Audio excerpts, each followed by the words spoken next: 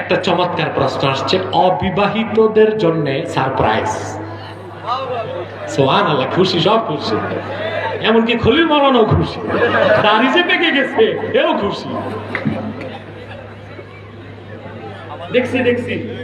দেখছি আমি এইটা উত্তর দিয়ে দেবো না, 12টা বেজে গেছে, মানিকাবাসী 3 ঘন্টা পার হয়েছে, দড়ি দেখা রাখো, আমার অপবাদ দিও না। নিজের ঈমান হেফাজত করার জন্য বিবাহ করতে চায়, কিন্তু পরিবার এই বিষয়ে গুরুত্ব দিচ্ছে না। আর আমি সিয়াম পালন করতেও পারছি না, রোজা রাখতে পারছি না, এমত অবস্থা আমার করণীয় কি? হ্যাঁ, একটা সহজ বুদ্ধি আছে, আমি বলে দিই।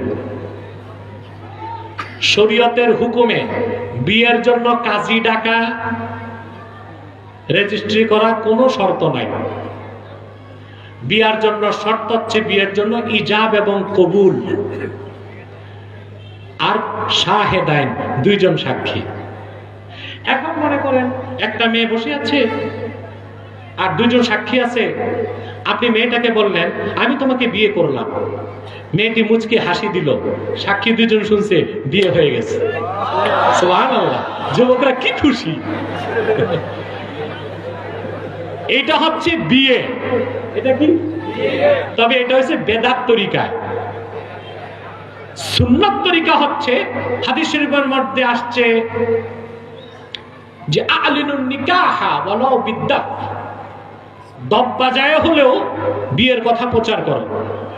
দফ মানে ঢোল না, ঢোল হারাম, যেটা 2 দিক বন্ধ, বাড়ি দিলে তারব পয়দা হয়। আর দফ এটা কোন কোন ফকি বলছেন মাকরু তাহরিমা, কিন্তু মুফতাবিহি কওল হচ্ছে এটা জায়েজ, একদিক বন্ধ একদিক খোলা। 3 সুন্নাত হচ্ছে হাদিস শরীফে এসেছে, রাসূলুল্লাহ সাল্লাল্লাহু আলাইহি সাল্লাম সাহাবীকে শিক্ষা দিয়েছেন, আউলিম ওয়ালাউ বিশাতিন, তুমি বিয়েতে অলিমা করো একটি বকরি দিয়ে হলেও। অলিমা মেয়ের বাড়ি হবে না ছেলের বাড়ি হবে? ওই হবে।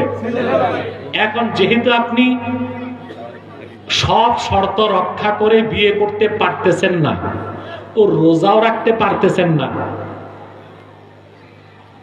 জেনা করলে তো কবিরা গুনাহগার, এটা তো একটা ওজর। তা আপনি অন্তত ফরজ ওয়াজিব ঠিক রাখেন। সেটা কি? 2-4 জন বন্ধু নিয়ে মেয়ের পক্ষকে বলে আপনি চুপচাপ বিয়ে করে ফেলেন। আবার মেয়ে ভাগবেন না, ওটা হারাম, ওটা না জায়েজ, ওটা করবেন না।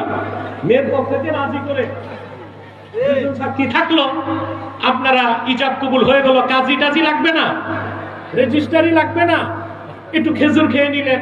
আর মোহর তো 10 লাখ দিতে হবে এমন কথা না, মোহরে মিছিল দিবেন। মোহরে মিছিল বুঝেন কি? খাওয়া টুকু কমসে কম কিছু না পেলে একটা দামি 3 পিস দিয়ে দিন। আমি বিয়েটা একদম সহজ ভাবে বলে দিলাম।